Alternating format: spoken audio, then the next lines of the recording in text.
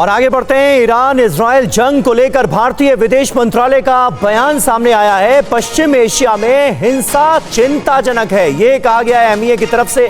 हिंसा व्यापक तौर पर न हो। लेबनान में करीब 3000 भारतीय भी रहते हैं, उनका जिक्र किया गया है और कहा गया है कि ईरान में भी करीब 10,000 भारतीय मौजूद हैं। ईरान इजराइल से निकल सकते हैं भारतीय, ये विदेश मंत्रालय की तरफ से कहा गया है। और बड़ी खबर इस बीच ये भी मिल रही है कि ईरान ने इजराइल को फिर धमकी दी है। जुमे की नमाज में सुप्रीम लीडर खामेनेई ने कहा है, इजराइल पर ईरान के हमले नहीं रुकने वाले हैं, न जल्दबाजी करेंगे और न रुकेंगे। खामेनेई ने कहा, लेबनान की हिफाजत के लिए लड़ाई जरूरी। और बड़ी खबर यह भी कि खामेनेई के भाषण के वक्त ईरान पर हमला हुआ। ईरान के निशाने पर नेतन्याहू का घर था। नेतन्याहू के घर के पास दागी गई मिसाइल। अल कैसरिये में ईरान ने मिसाइल से अटैक किया है। मिसाइल हमले के बाद शहर में सायरन बज रहे हैं।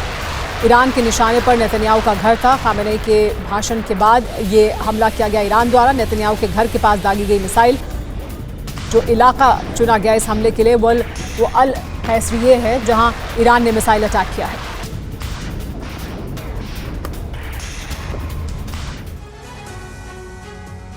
और आयतुल्लाह खामेनेई की तरफ से आज अपने खुतबे में कई अहम बातों का जिक्र किया गया है। उन्होंने कहा कि अमेरिका इजराइल के खिलाफ एक हो जाएं मुसलमान, लेबनान के लिए अरब के मुसलमान साथ दें। जब साथ होंगे तो अल्लाह मेहरबान होगा। दुश्मन देश हमें तोड़ना चाहते हैं, इस बात का जिक्र भी किया गया खामेनेई की तरफ से।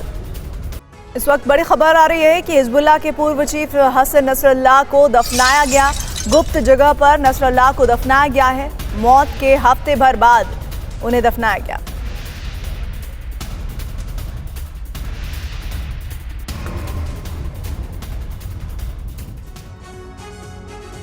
इजराइल और ईरान के बीच मंडराते युद्ध के खतरे ने भारतीय छात्रों की सुरक्षा को लेकर चिंता बढ़ा दी है। हजारों भारतीय छात्र ईरान में पढ़ाई कर रहे हैं। इस बीच नसरल्लाह को श्रद्धांजलि देने के लिए हैदराबाद में लोग कैंडल मार्च निकाल रहे हैं।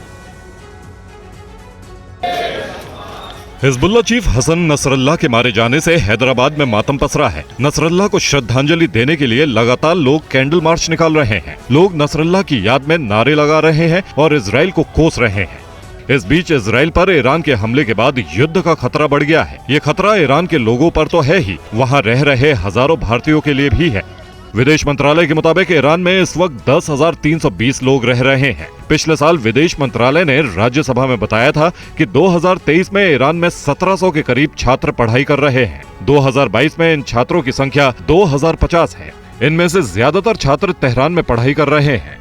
जंग के खतरे को देखते हुए भारत सरकार ने ईरान में अपने नागरिकों को अलर्ट किया है। हैदराबाद के कुछ अभिभावकों ने ईरान में रह रहे अपने बच्चों को लेकर चिंता जताई है। आज भी मेरी बात हुई, मेरा बेटा है, मेरी बहू है, मेरा पोतरा पोतरी है, तो अल्हम्दुलिल्लाह वो लोग स्टूडेंट्स हैं वहाँ पर, तो वो लोग पढ़ रहे हैं। वहाँ पे इस किस्म का कोई नहीं है। उन लोगों की जो रोटेशन है, रूटिंग है, वो तो हस्ब यानी जैसा शेड्यूल जो रोज़ का होता है वैसे ही है। उनके पास तस्वुर में नहीं है कि क्या हुआ है।